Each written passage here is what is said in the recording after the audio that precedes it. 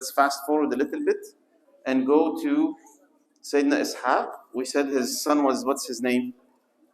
What was Sayyidina Ishaq's son? Okay, there is another name for Yaqub. There is another name for Sayyidina Yaqub that is very known, mentioned in the Quran, mentioned everywhere. Israel.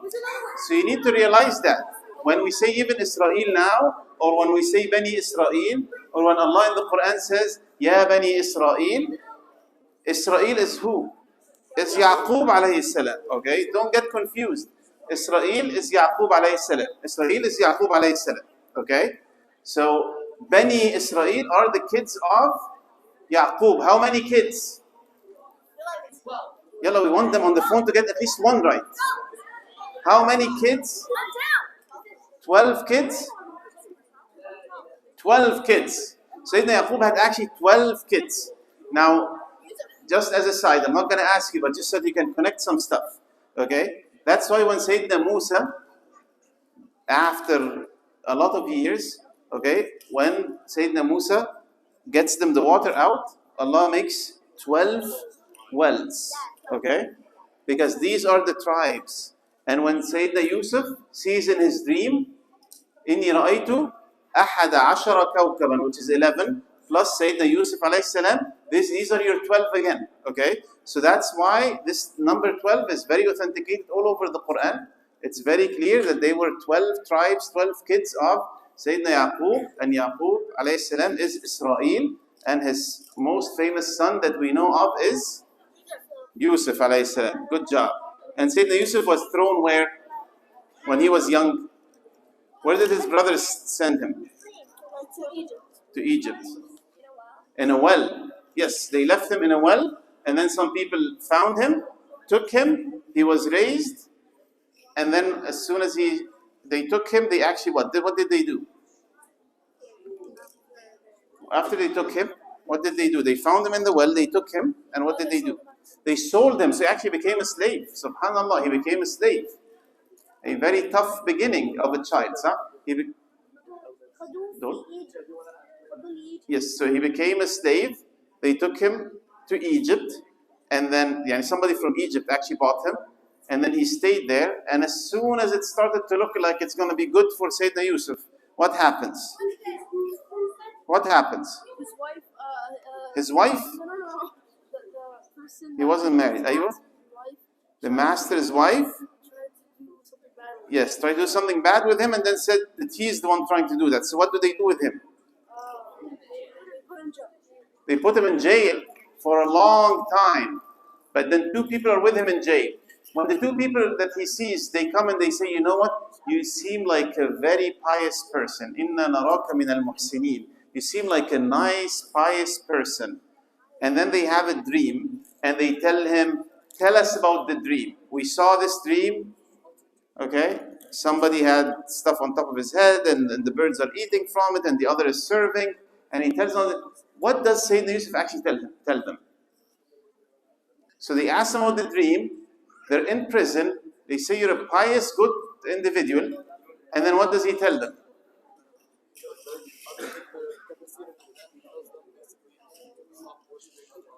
Huh? Oh, mashallah, you're very good. This Omar. Omar said it spot on. I want you guys to realize we're trying to learn, okay? So when actually Sayyidina Yusuf, like you have to imagine that he's in prison. He's in prison. It's tough. And they come and tell him, you're a good person. We saw this dream. You would expect that he's going to tell them what the dream means. He doesn't do that. He finds this an opportunity for da'wah, okay, to actually preach them. So he says, okay, you think I'm good? Let me tell you about Allah subhanahu wa ta'ala. Let me tell you about that. And remember, he never gave up on Allah. He didn't say like, oh, I was thrown into the well, and then I was sold into slavery, and then as soon as it started to become good, I was actually sent to prison. Why is Allah doing all this stuff to me? No. He actually, as soon as he got the opportunity, and people said, you're good, he then started to tell them about Allah subhanahu wa ta'ala. You know what that actually should remind you? It should remind you of the ayah that you guys have in your masjid. وَمَنْ أَحْسَنُ قَوْلًا مِمَّنْ دَعَا إِلَى اللَّهِ وَعَمِلَ صَالِحًا وَقَالَ إِنَّنِي مِنَ الْمُسْلِمِينَ. So we're going to get to it at a later stage, inshallah. Cool. So he tells them about Allah, and then he tells them the dream, and then he tells the one that's going to be saved when you go out, remember me, and tell your master about me. Does he remember him? No, he forgets him for several years. Okay? And then what happens? He forgets him for several years, and then what happens? The king of Egypt had a dream. Yeah. That he sees seven cows, doing all this stuff, correct? And then he says, does anybody know the interpretation of the dream? And they say, look, this is just noise, don't worry about it. And then until the guy actually remembers and says, you know what? There was somebody in prison that was so pious, and he knows the interpretations of the dreams that have food in it, okay? Specific ones that have food in it. So now they call on Sayyidina Yusuf. And what does Sayyidina Yusuf say? Does he tell them the expression of the dream? Yes. So he gives them the interpretation of the dream. Yeah. So here is the cool thing. They ask him about the dream. You think that he said that. He actually did not say that. But to give him a candy, it doesn't matter. He didn't actually say that. That's the beauty of Sayyidina Yusuf. You actually read the story. Yes. What happened, we're going to get to it in a second. You know what he tells them? He tells them what to do. He actually gives them a plan. He doesn't just tell them, oh, what the king saw means that you're going to have 7 years. No. That's part of the explanation. But he actually tells them what to do. He says, you need to plant for 7 years, and then you need to store it. He gives them a full plan. So when they come to the king with the full plan, the king said, I want to see him, get him out of jail. Now remember, he was thrown into the well. He was then sold into slavery. Then he goes to jail. Finally now, he's going to get the opportunity to meet the king. They come to the prison and they tell him, the king wants you. What does he say? Hamza. What? They told him that, and he gave them the invitation with the plan, and then the king sends and says, I want Sayyidina Yusuf out. What does Sayyidina Yusuf say? I think Yusuf says, I won't get out. Good job. Can you imagine, after all that stuff, now he has his time to meet the king. He can basically convince then the king that he's innocent. He can make all the case he wants. And they come and tell him, come out. The king wants to meet you. And he says, no, I'm not going out. You still think that I did this bad stuff? Go investigate. And if you find me innocent, then come call me. But before that, I'm not going out. Look at the izzah that Sayyidina Yusuf has. He wants to clear his name. So they go and investigate. And it turns out he's innocent. Okay? And now the beauty of the Quran, when you read it, the king now doesn't say, I want him out. Yeah. What does he say? Somebody from the view that actually memorized. What does the king then say? Ali, Ali. In the second time, what does the king say? Because that's beautiful. The first time he said, let's get him out. The second time, what does the king say? لا لسه انت حافظ انت هتقولي بالانجليزي قولي بالعربي. After they ask for Sayyidina Yusuf, he says, I'm not going out. They go and investigate, and now they send. بعديها بقى خلاص فعرفوا ان هو he's fine, and now the king wants him out. What does he say? انت لو عارف قول. انتوا حافظين انتوا.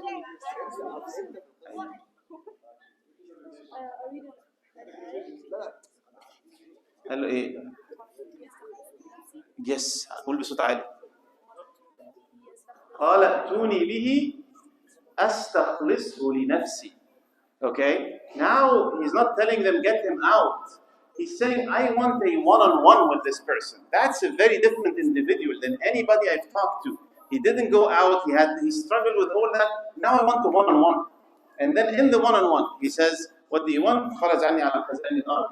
And all that stuff. So he became the minister of trade, or whatever you want to call it, finance in Egypt.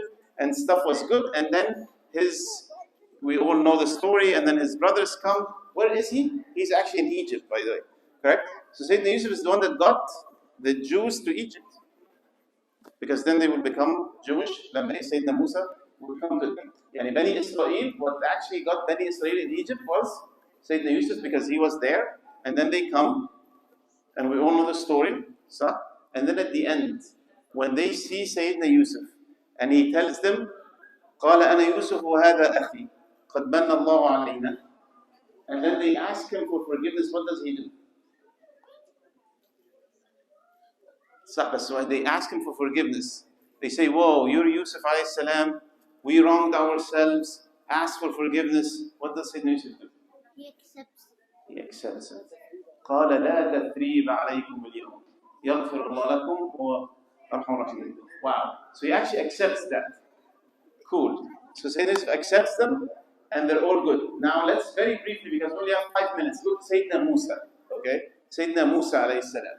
Sayyidina Musa was born at the time where Fir'aun was killing who? Was killing everybody? He was killing the boys of Bani Israel. Okay? So he was killing particularly the older ones, but he was killing the boys of Bani Israel.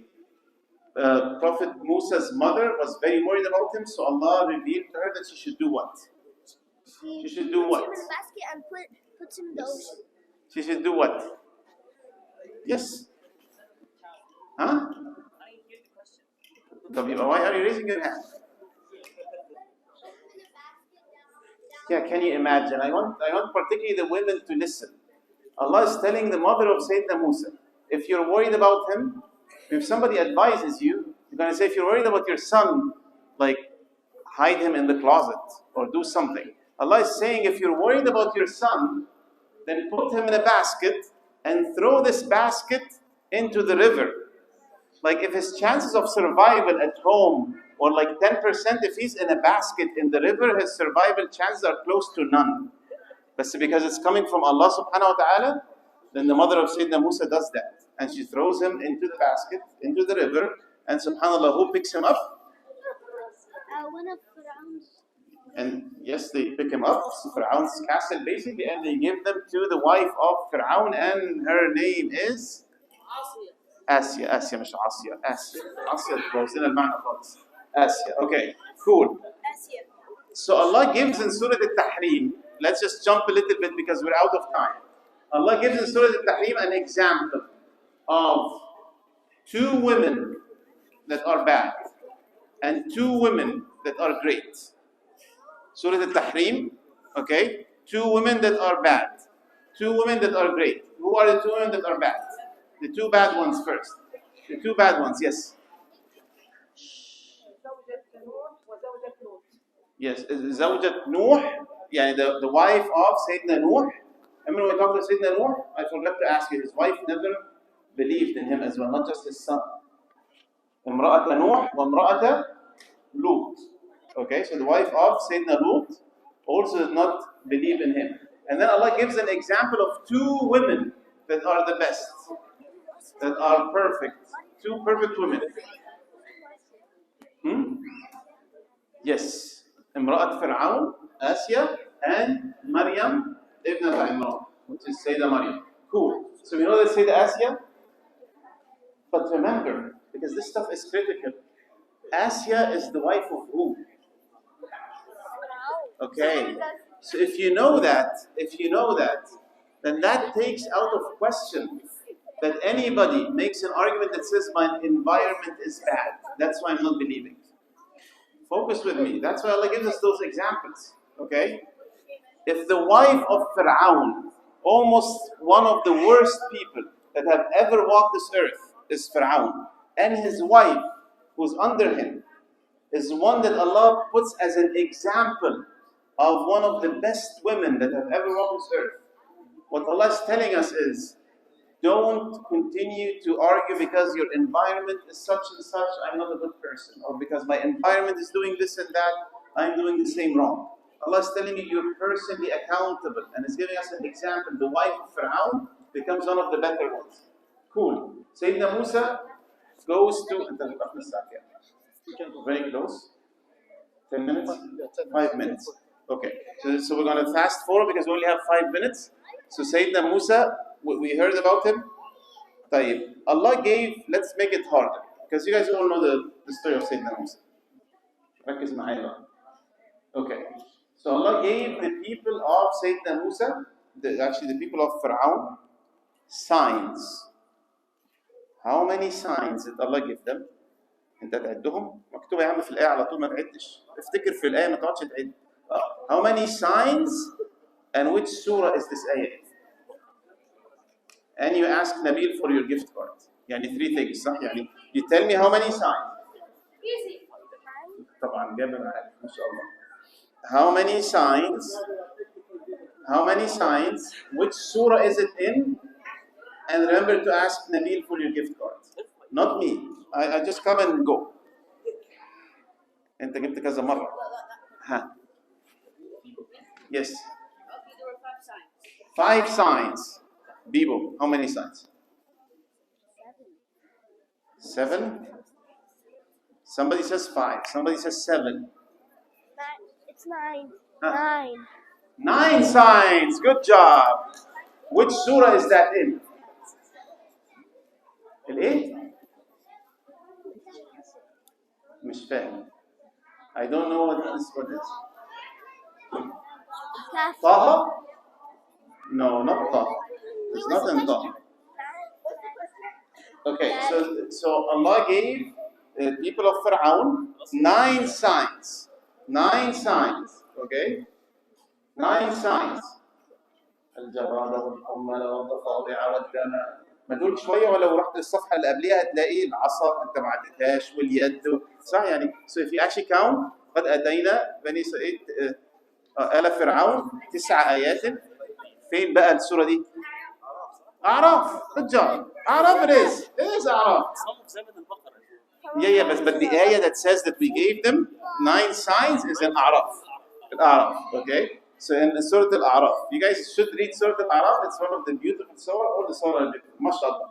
Cool. So it's A'raf, 9 signs. And after all those signs, they still disbelieve. So Allah, basically, Allah told Sayyidina Musa to go with his people. And they crossed the sea, the Red Sea. And then Pharaoh and his army tried to cross with them. And then Allah collapsed the Red Sea on them. And as Pharaoh was drowning, he says what?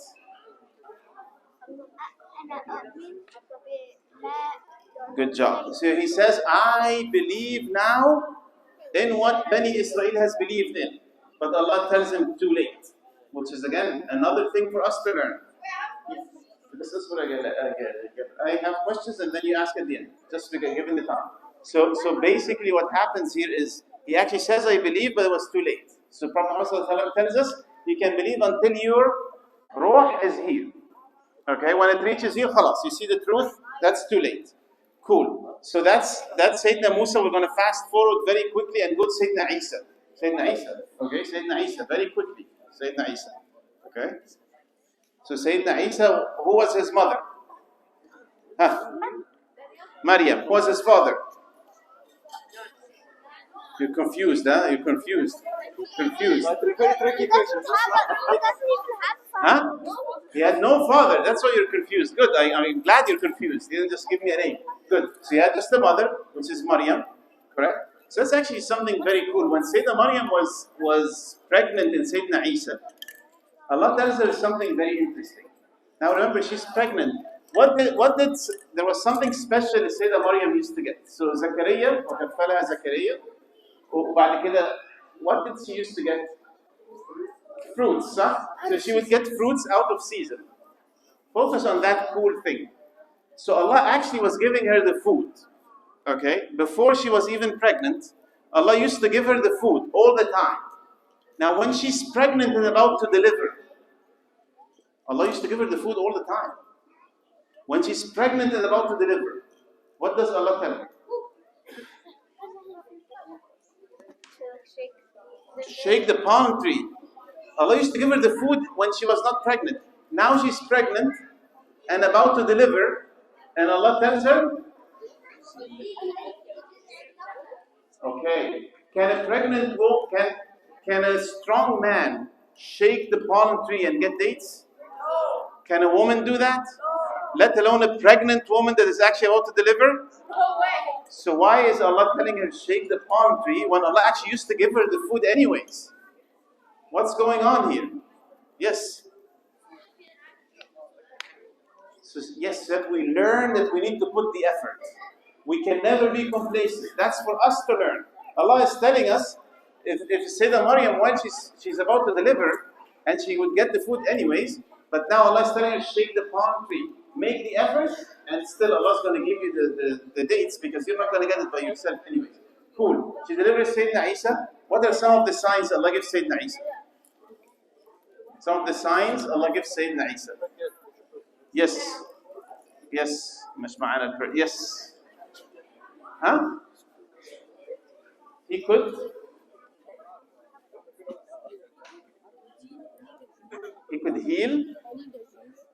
heal the people, so he could heal the people.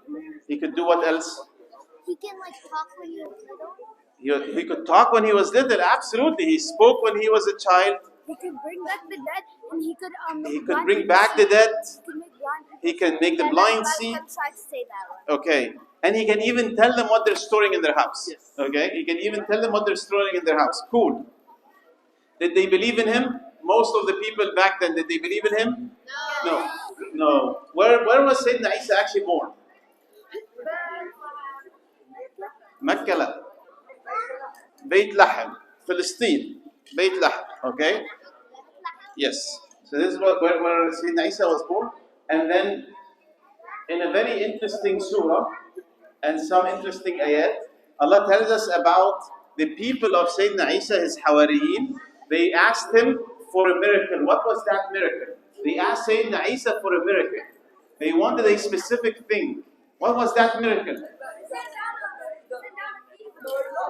Send down a table full of food on them. Okay? What is this table called? Ma'idah. And which surah is it in? Surah Al-Ma'idah. Okay. They asked him, أنزل على مائدة من السماء تكون لنا عيدا لأولنا وآخرنا وآية منك وارزقنا وأنت خير الرازقين. And then Sayyidina Isa asks Allah, the dua we just said, that Allahumma anzil anna ma'idah, the stuff we just said, and then Allah actually brings down the ma'idah. Now be careful. Here's another learning, and then we have two more questions, and then we'll conclude, inshallah. One more learning that is very critical. Gabir. Yes. When Allah gives down the Ma'idah, in Surah Al-Ma'idah, last page, okay? قال الله إني سمعني.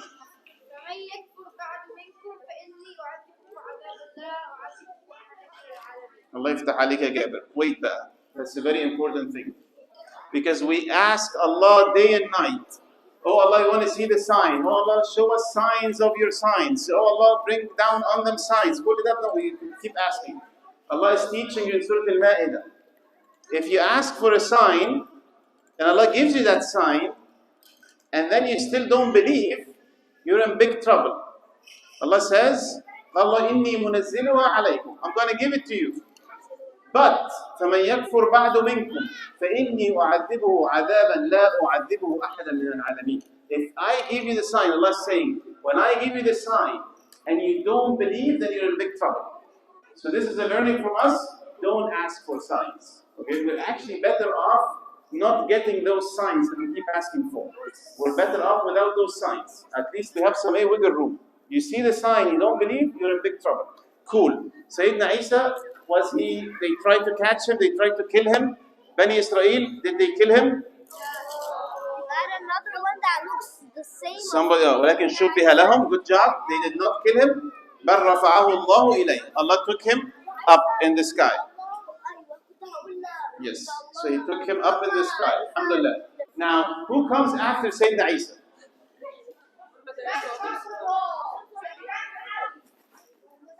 Prophet Muhammad ﷺ comes after Sayyidina Isa. Wow. And does anybody come after Prophet Muhammad ﷺ?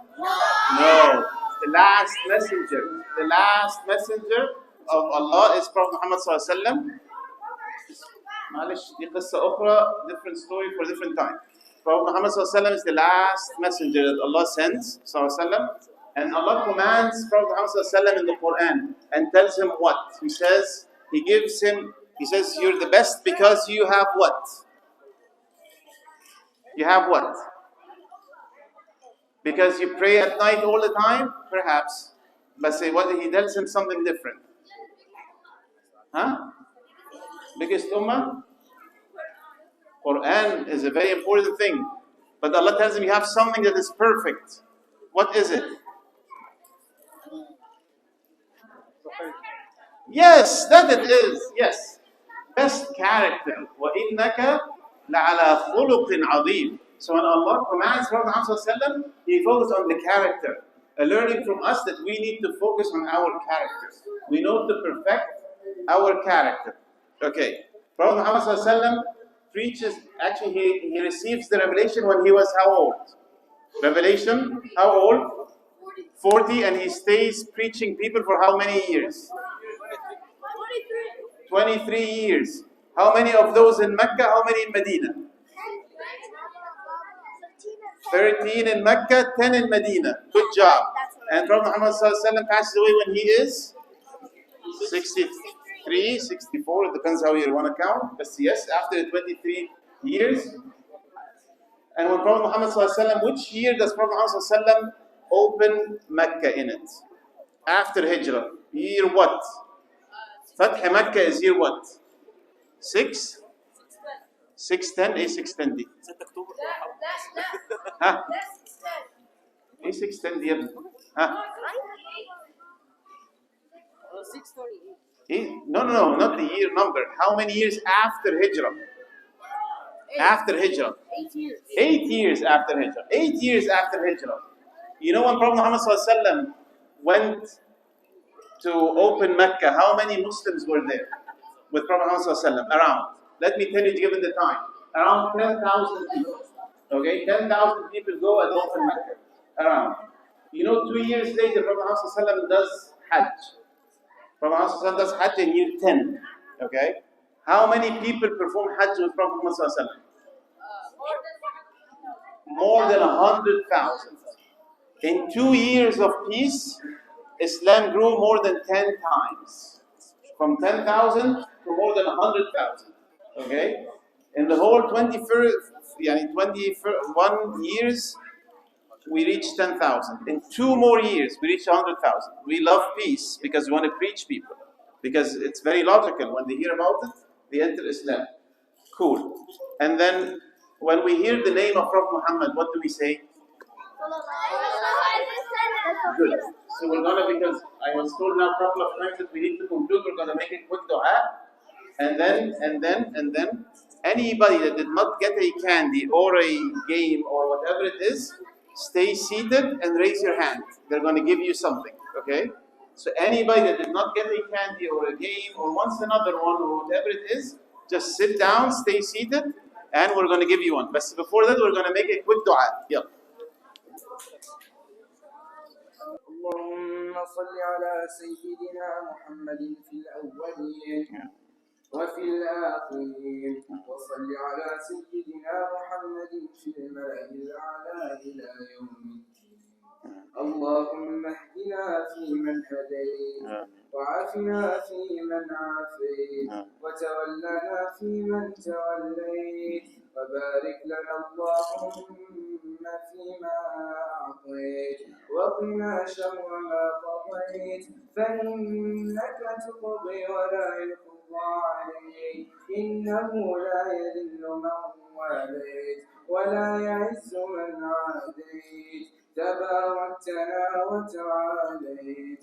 اللهم ارحمنا بالقرآن واجعله لنا إماما ونورا وهدى ورحمة.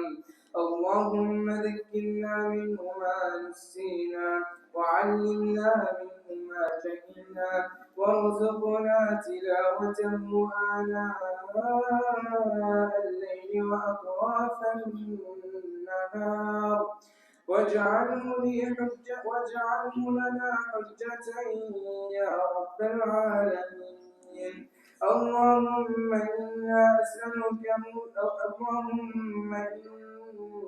أسألك خير المسألة وخير الدعاء وخير النجاح وخير العلم وخير العمل وخير الثواب وخير الحياة وخير الممات وثبتنا وثقل موازيننا وحقق إيماننا وارفع درجاتنا وتقبل صلاتنا واغفر خطيئاتنا واسألك العلا من الجنة. اللهم إني أسألك موجبات رحمتك وعزائم مغفرتك والسلامة من كل إثم والغنيمة من كل بر والفوز بالجنة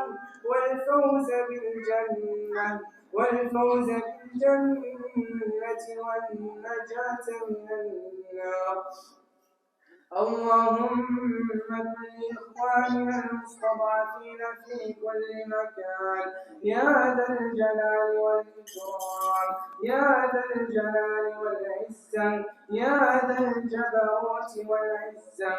اللهم كن لإخواننا المستضعفين في فلسطين اللهم كن لهم مؤيدا وظهيرا. اللهم كن لإخواننا المرابطين في المسجد الأقصى اللهم فرج همهم اللهم انصرهم اللهم نفس كربهم اللهم داوي جرحاهم اللهم عاف مبتلاهم اللهم اشف مرضاهم اللهم ارحم موتاهم اللهم تقبل شهداءهم اللهم كن لهم عونا ونصيرا ومؤيدا وظهيرا. اللهم يا منتقم يا جبار عليك بمن ظلمهم عليك بعدوك وعدوهم يا قوي يا عزيز. اللهم مرسل الكتاب مجري السحاب هازم الأحزاب اهزمهم وزلزلهم وزعزعهم يا سريع الحساب. ربنا لا تؤاخذنا إن نسينا أو أخطأنا ربنا ولا تحمل علينا إصرا كما حملته على الذين من قبلنا ربنا ولا تحملنا ما لا طاقة لنا به واعف عنا واغفر لنا وارحمنا أنت مولانا فانصرنا على القوم الكافرين. اللهم ربنا آتنا في الدنيا حسنة وفي الآخرة حسنة وقنا عذاب النار. وصلى الله على نبينا محمد وعلى آله وأصحابه الأخيار وسلم تسليما كثيرا.